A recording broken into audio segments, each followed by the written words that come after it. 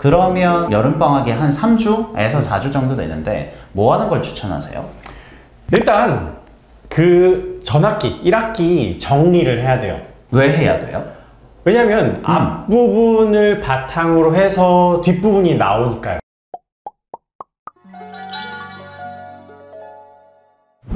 안녕하세요, 넥치동 캐슬입니다. 오늘부터 저희들의 그 유튜브 채널의 구독자 네임을 응원이로 정했거든요. 그래서 응원이. 네, 그 응원이. 그래서 응원이 분들에게 오늘도 좋은 내용을 드리기 위해 저희 김설은 선생님 모셨습니다. 안녕하세요. 안녕하세요. 네, 오늘 주제는요, 여름방학, 특히 초등학생, 초등과정을 하는 초등학생들에게 여름방학 어떻게 보내야 되는가에 대한 이야기를 해보려고 합니다. 선생님, 지금도 초등학생 몇십 명 가르치고 계시죠? 그렇죠. 여름방학에 뭐 해야 되나요?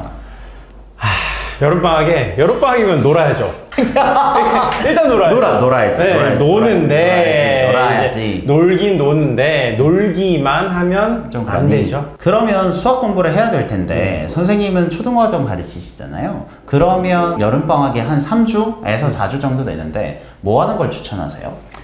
일단 그 전학기 1학기 정리를 해야 돼요. 왜 해야 돼요? 왜냐면 앞부분을 바탕으로 해서 뒷부분이 나오니까요. 이제 나선형 교육과정이라고 해가지고 앞에 나왔던 것들에 살을 붙이고 좀 더 깊게 가고 해서 깊게 이렇게 만들어 나가는 과목이잖아요, 수학이. 네. 그렇기 때문에 기초를 탄탄하게 하고서 다음으로 넘어가야 되는 거죠. 그러면 네. 기초를 탄탄하게 한다라는 건 기준이 어느 정도세요? 뭐 100% 다 채우고 가면 좋겠죠. 그런데 저는 이렇게 생각해요. 그 전 학기의 심화 문제 기준으로 한 80%까지는 채워놓고 가야 되지 않나 라는 생각을. 초등과정이니까. 네, 맞아요. 그렇죠. 어렵지 않으니까 그 직전 학기의 심화 문제집의 80%는 채웠다고 확신이 들 때 다음 학기라는 걸 추천. 네, 왜냐하면 물론 100%를 다 채우고 넘어가면 좋죠. 네. 그런데 그러다 보면 시간이 너무 오래 걸릴 수 있어요. 그리고 거기에만 머무르다 보면은 아이도 지치고 부모님도 지치고 모두 다 지쳐버려요. 그럴 수 있죠. 네, 이게 조금 전에도 말씀드렸지만 결국엔 한 번 더 채울 수 있는 그 비어있는 20% 정도를 채울 수 있는 게 나오거든요.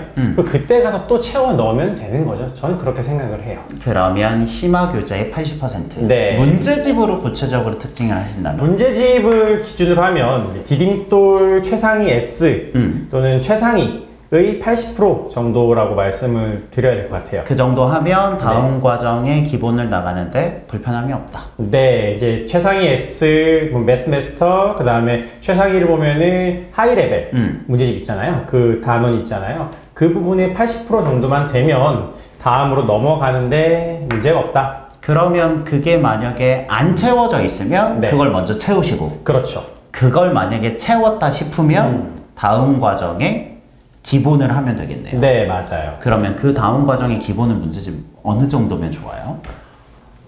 예습을 하니까 저는 그 조금 낮춰서 뭐 예습 70% 정도면은 되지 않나 라고 생각을 해요. 그러면 정확히 말하면 그 예습의 기본 교재 70. 네, 맞아요. 어차피 심화 교재는 80으로 끊을 테니까요. 네. 그럼 문제집은요? 문제집은 디딤돌 기본 응용을 가장 많이 추천을 드려요. 저 근데 진짜 궁금한 건데 네. 왜 그렇게 초등 과정에서는 디딤돌 문제집을 좋아하는 거예요? 왜? 기본 이론 설명에 기본 예제, 쉬운 예제에서 차차 올라가고 기본기를 다지고 그런 다음에 응용까지 이어진 이런 흐름이 저는 흡사 교과서랑 좀 유사하다고 생각을 해요. 네, 제가 이제 14년 동안 현장에서 학생들을 가르쳤잖아요. 네. 그리고 가장 좋은 기본서는 사실 교과서라고 생각을 하거든요. 네. 근데 그 교과서의 흐름과 디딤돌 교재의 흐름이 가장 유사해요. 유사하지 않나? 물론 좋은 교재 많죠. 뭐 무조건 디딤돌이어야 된다? 아닙니다. 네, 많아요. 그리고 우리 협찬? 안 받았습니다. 네네. 뭐 디딤돌 협찬해 주셔도 돼요. 그런데 많은 문제집들 중에서 디딤돌이 잘 돼 있더라고요. 그래서 이게 결국은 문제집이 몇 개 안 골라지는 이유가 이 친구들이 현행으로 예를 들면 초등과정은 시험을 많이 보는 것도 아니고 중학교 내신처럼 막 여러 가지 문제집을 풀어야 되는 게 아니기 때문에 문제집을 2권에서 3권 정도 풀면 그 학기는 거의 다 끝이잖아요. 네. 그렇기 때문에 정해져 있는, 가장 알려져 있는 문제집으로 선택하는 경우들이 제일 많은 것 같아요. 네. 그렇죠. 그런 느낌인 거죠. 그러면 딜레마가, 예를 들면 기본을 풀렸는데 기본이 70%가 아직 안 됐어요. 기본도 해야 돼요.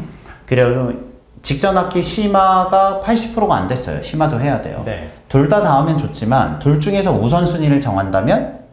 우선으로 정한다면은 저는 그 전 학기를 일단 끝내는 거를 말씀드리고 싶습니다. 그러면 심화 문제집을 끝내야 되잖아요. 네. 복습해야 되면 대략 뭐 학생들별로 차이가 있겠지만 몇 시간 정도를, 어느 정도 시간을 넣으면 이게 스케줄링이 나오나요? 많으면 많을수록 좋죠. 아, 그쵸. 그렇죠. 다다익선이고 거거익선이고. 그런데 하루에 계획을 세울 때 계획을 세울 때 최소 2시간은 해야 되지 않을까? 2시간이요? 네, 매일 2시간. 매일 2시간에 몇 개월 정도면 문제집 한 권이 끝나요?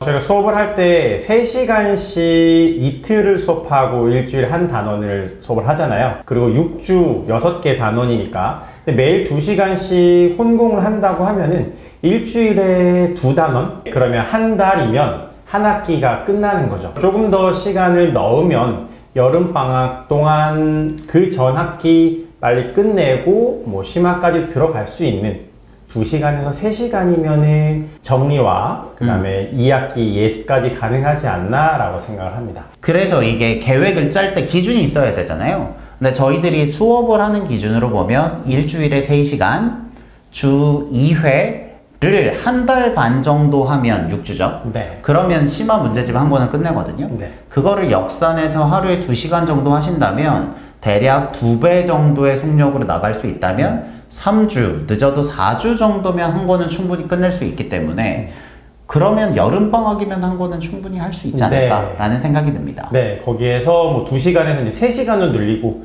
4시간은 늘리고 그 다음에 부모님의 도움이 있고 또 아이들의 속도가 다르기 때문에 좀 빠른 아이들은 2학기 예습까지 다 할 수 있지 않나 라는 계산이 어느 정도 나오는 거죠. 물론 이거는 학생들 차이가 커요. 네, 맞아요. 아, 엄마가 영상에서 봤는데 야 3주면은 뭐 이거 다 끝내야 되는데 안 됩니다. 아, 그렇죠. 네. 학생들별로 좀 네, 다른 맞아요. 있죠. 그 기준은 우리 아이의 속도에 맞춰야 되기 때문에 절대 뭐 카더라 듣고 와서 아이랑 비교하시면 안 돼요. 네, 얘기를 들어보면 실은 뻔한 얘기일 수 있잖아요. 하지만 이게 수학이라는 게 교과가 정해져 있고 여름방학이 시간이 한정되어 있기 때문에 다시 한번 복습의 차원에서 이 정도 하시면 된다라는 이야기를 드리고 싶고요. 마지막으로 여름방학을 준비하는 초등학생의 학부모님들에게 하고 싶은 말씀이 있다면 어떤 게 있을까요? 여름방학 소중해요. 아이들한테 정말 소중한 시간인데 뭐 다양한 경험 많이 쌓게 해주시면서 그래도 수학을 놓으면 안 된다는 거. 한번 흐름이 끊기면 그걸 다시 이어가기 어렵잖아요. 매일 꾸준하게 2시간, 좀 욕심 더 내서 3시간 정도는 하다 보면 분명히 1학기 정리가 되고 2학기까지 예습을 하면서 더 좋은 결과가 나올 거다라고 생각을 합니다. 예, 들으면 들을수록 역시 초등과정은 아직 애기애기게 하기 때문에 조금 더 인간적이고 편안한 톤인 걸 알 수 있었고요. 이걸 바탕으로 여러분들의 여름방학 계획을 세우는데 도움이 되셨으면 좋겠습니다. 저희는 다음에 또 좋은 내용으로 찾아뵙겠습니다. 여러분들의 교육을 응원합니다. 저희는 대치동 캐슬이었습니다. 감사합니다. 감사합니다.